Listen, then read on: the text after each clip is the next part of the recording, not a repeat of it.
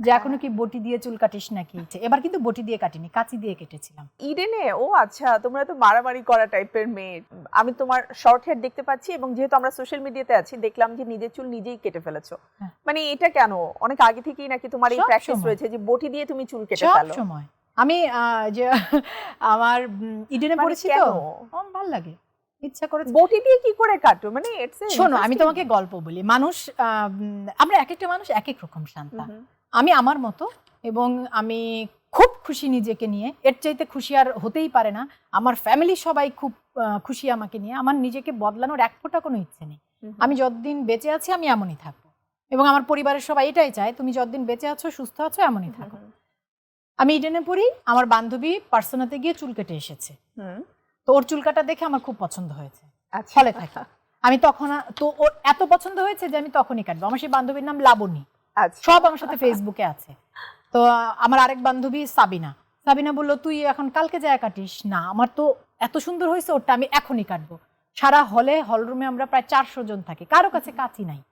বটি ছিল, পেঁয়াজ কাটার ওই বটি দিয়ে এরকম করে ধরে চুল কেটে ফেলছে, এবং আমার চুল লাবণীর চাইতে সুন্দর হয়েছে। মানে লেয়ারটা খুব সুন্দর এসেছে। এবং তুমি এইবারকার চুলের যে গল্পটা সেটা কিন্তু ওই স্ট্যাটাসের নিচে গিয়ে তুমি দেখবে যে ওই লাবণী, সাবিনা, আমার সব আমার হলের বন্ধুরা, যে এখনো কি বটি দিয়ে চুল কাটিস নাকি। তো এই জন্য বটিটা এসেছে। এবার কিন্তু বটি দিয়ে কাটিনি, কাঁচি দিয়ে কেটেছিলাম, ঝুটি করে পেছন থেকে। ইনফ্যাক্ট এখন আমরা অনেক দেখতে পাই, ছোট ছোট রিলসেও দেখতে পাই কিভাবে আসলে নিজের চুল নিজে লেয়ার করে কাটা যায়। হ্যাঁ, কিন্তু আমি যে সময় থেকে কাটি সেটা তো রিলের সময় না, বটির সময়। আচ্ছা, ইডেনের প্রসঙ্গ আসতেই, যেহেতু আমারও মানে ইডেন ব্যাকগ্রাউন্ড, তো সাধারণত ইডেনে আচ্ছা, তোমরা তো মারামারি করা টাইপের মেয়ে, ঠিক আছে, তোমরা তো একটু দরজাল টাইপের মেয়ে, এটাও তো তোমাকে শুনতে হয়েছে। বিয়ে করার সময় কি এটা নিয়ে কোনো ঝামেলা তৈরি হয়েছিল যে না ইডেনের মেয়ে? না না না না, আমার কিন্তু আমার যেটা হয়েছে, আমি আসলে আমার কলেজ হচ্ছে বদরুন্নেসা ইন্টারমিডিয়েট, আচ্ছা, বকশীবাজার। তো আমি যখন বদরুন্নেসায় পড়ি তখন আমি বাফাতে নাচ শিখতে ভর্তি হয়েছিলাম ওয়াইজ ঘাটে। তো সেই ওয়াইজ ঘাটের আমার এক বন্ধু ছিল যে থিয়েটার করতো, ওর কাছ থেকে আমি থিয়েটার সম্পর্কে জানি। আমি ইডেনে যখন ভর্তি হয়েছি প্রথম বর্ষে, মানে আমার 19 বছর বয়সে, তখন আমি থিয়েটার করা শুরু করি, ঠিক আছে। আর বদরুন্নেসায় যখন আমি পড়ি তখন থেকে আমি টিউশনি করি, ওই লালবাগ, আজিমপুর টিউশনি করি। তো আমার ইডেনের সময়টা আর বকশীবাজারের মানে বদরুন্নেসার সময়টা হচ্ছে আমি নাচ শিখি, টিউশনি করি।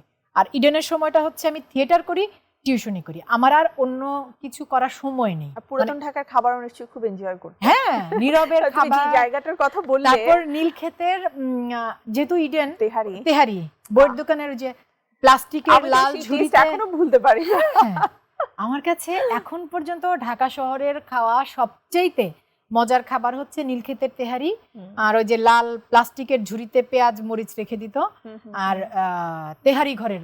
আমি তো মানে তেহারি খাওয়ার জন্য অনেক সময় হচ্ছে হেঁটে যেতাম আসতাম, যে বাস ভাড়া বাঁচিয়ে আরো কিছু টাকা অ্যাড করে তারপরে তেহারিটা খাবো, এন্ড দেন হেঁটে ফেলবো, সো ক্যালোরি বার্ন হয়ে যাবে। আর তখন তো সব ক্যালোরি বুঝি না রে, তখন কি বুঝতাম না, যেহেতু আমার তখন অলরেডি আমি মা, সো আমাকে ক্যালোরির পরিমাপটা করতে হবে। তুমি আগে থেকে জানতে শুরু করেছো, বিকজ আমার তোমার মতন মানে বিশাল একটা ওয়েট লস জার্নি ছিল, সো এই জন্য ভাবতে হতো। যাই হোক, এই প্রসঙ্গগুলো নিয়ে কথা বললে আসলে ইডেন নিয়ে একটা গল্প হয়ে যায়। হ্যাঁ, ইডেন নিয়ে, এবং আমরা সব বান্ধবীরা মিলে ওই যে ইডেন, তারপর হোম ইকোনমিক্স, ওটুকু পার হয়ে ওই যে বইয়ের দোকান, নীলক্ষেতের দুই পাশে বইয়ের দোকান, সবগুলো একসাথে রাস্তা পার হতাম। তারপর নীলক্ষেতের তেহারি খেয়ে তারপর ওখান থেকে বই টই নিয়ে বলাকাই সিনেমা দেখতে যেতাম। তারপর আমরা নিউ মার্কেট, গাউসিয়া, ওখানে যে ফুট ওভার ব্রিজ, আমাদের যত কেনাকাটা, ব্যাগ, জুতা, কাপড়, অনেক সুন্দর সুন্দর, এবং মানে যে ফুট ওভার ব্রিজের নিচে 50 টাকা, 100 টাকা, 200 টাকায় ব্যাগ, জুতা, চপ্পলগুলো পাওয়া যেত অসাধারণ। আমরা সারা জীবন হলের লাইফ, ইডেন, ছোট কানের দুল, আসলে অন্যরকম সুন্দর। ইডেন এবং বদরুন্নেসার লাইফ আমি ওভাবেই কাটিয়েছি, এবং ওই পাড়াতেই আমার পুরো জীবনটা, ওই পাড়াতে সুন্দর একটা সময় কেটেছে।